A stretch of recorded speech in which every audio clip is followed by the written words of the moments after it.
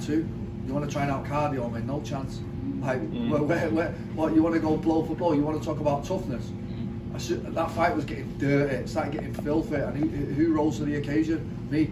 So I'm a tough man to beat, I really am. Did you know after the first round that you think he's not getting me down for the rest of this? Nah. He had a good first round, and I was like, I always have a shit first round though. But I did know. Listen, mate, I am a fucking gladiator from Manchester. I thought, yeah, let's get hard then, let's get gritty, let's get dirty, and it started to get that way. And good luck, mate. Good luck taking that off me anyway. Brendan, Chris Trafford from Combat Sports UK. It seems that UK MMA is entering a golden era. You are for sure proving yourself as one of the best 145ers in the world now, and there's champions throughout the other organizations. What would you say to youths in Manchester who want to similarly reach their dreams like you did today? What would I say to someone in Manchester trying to reach their dream? Sure. Fucking hell. Don't give up. Wow, what an emotional moment, man. Wow, like, that was my, I think, 37th or 38th fight. Just getting by. You know, just getting by, like, just getting enough to keep going, and like, struggling to like sponsors, like begging sponsors, and just like all the shit that goes with fighting and injuries. And I was injured tonight. I was injured the last fight. I was been injured all the way through the season. Like, I can't wait to do a post to show you how bad I was actually injured. Not for this fight, but previously in the season. Like, nobody would have thought. When I fought Kudo, there was a lot going on. I dragged my ass into that fight, and like, nobody was taking this from me this season. It was mine. It was in my destiny. It was carved in stone. And unfortunately, I had to be Bubba Jenkins. I really fucking like Bubba Jenkins. I really like his coach and his team. He's going to be a friend for life. It was a bit heartbreaking when his kids came in after and shit. Like, this is the stuff that I don't like about the sport. You know, I'm not an evil guy. I don't want to hurt somebody, but that's what it takes sometimes at this level. And you know, that's just the nature of the beast, I suppose. It was me or him, and I had to eat. So you spoke about your friendship with Bubba Jenkins and how you had to compartmentalize that. How hard is it for you to turn off your friendship when you're going into battle? You just shown it. I just seen it. I'm an animal, mate. I don't give a like. When the cage door shuts, you sign a contract. I'll be nicey, but it's my family or your family at that point. Like, nobody. I don't think he's quite understand when I say nobody was taking this from me tonight. I don't know if you've seen it. I got hit with some good shots at some point. I was like, fuck yeah. Deep waters, let's go. And like, yeah, it's an emotional moment for me. It's I've just won $1 million at Madison Square Garden. What the fuck, bro? Like, seriously, what the fuck is going on? Am I living in some dream world here? Brendan, over here.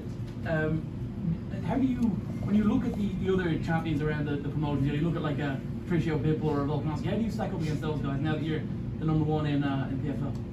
It's hard to start calling out Volk because I know Volk, you know what I mean? And my wrestling coach is his wrestling coach, Frank Hickman, who was in my corner tonight. But I do well with anyone. I swear to God, I'll do well with it.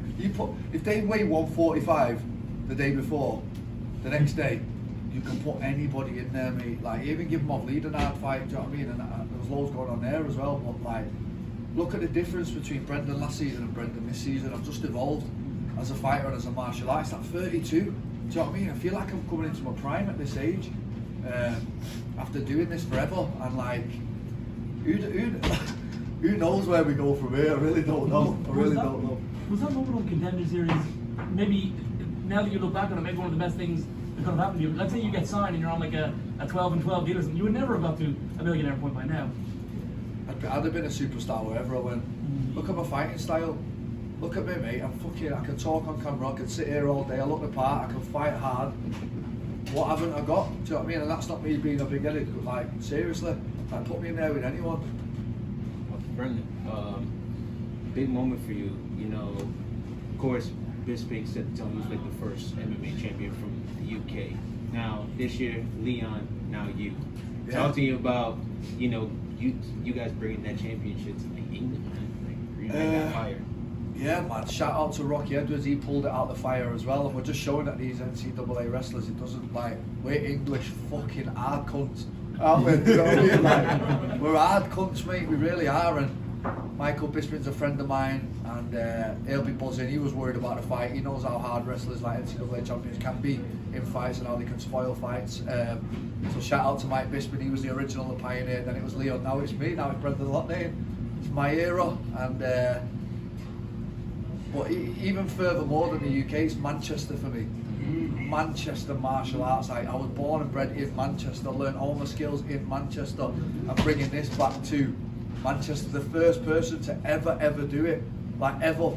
Born and bred in that city, learned my skills in that city, hard work, determination, dedication, and come back with this and filled the bank account. It just shows me, like really, I'm just a normal kid. Is Kane Moose going to be next? Oh fucking hell, Kane Moose, can't wait to get. I've not had him on FaceTime, I can't wait. Yeah, one more question. Yep. Sorry. Of course, you know, today, and I know you're a big soccer fan, FIFA fan, you know, you guys tied with the U.S. today, so now you beat the U.S. to make up for that.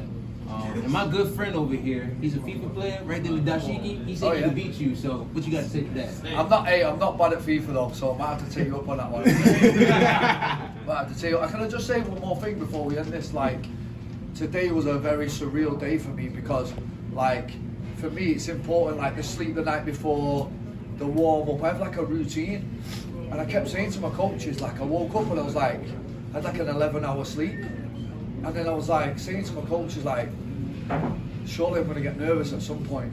I was walking over to the arena, I'm going to get nervous at some point, I'm hitting the pads, surely I'm going to get nervous at some point, and then I'm walking out and I'm like, I didn't feel a single nerve tonight because I knew for certain that this was my destiny. It's bizarre, it's the first time it's ever happened, and yeah, it was mad. I imagine having that many fights, and that was the first time I went through that. I didn't even feel like a butterfly, it was crazy. Brendan, are you going to get to Spurs next week and maybe celebrate 2 world titles with another Manchester man, Tyson Fury? Oh yeah, the big fella. Oh, he'll be buzzing tonight now, being able to go on a right bender after this. Next weekend, isn't he? Yeah, we'll have a right one. Hey Brendan, it's been a crazy year, a few years with the PFL, COVID, everything, you've barely been home. Was there at any point that you thought that maybe this wouldn't happen, maybe this was not the destiny the whole time? Yeah, I think I only started to believe it after the performance against Wade, that I could actually do it. But look, I've always had it as the screensaver, I've always wanted it. When I'm in the power of intention, I started printing off pictures of the belt and staring at them all day, every day when the camp was starting to get hard. Yeah man, I'm proud of myself, really proud of myself, proud of my coaches, proud of my manager, everyone. I'm just really happy. We keep coming back to the point of intention and dreams, and I wanted to ask you just what part does manifestation play in your process? We see the phone background, we see the vision board.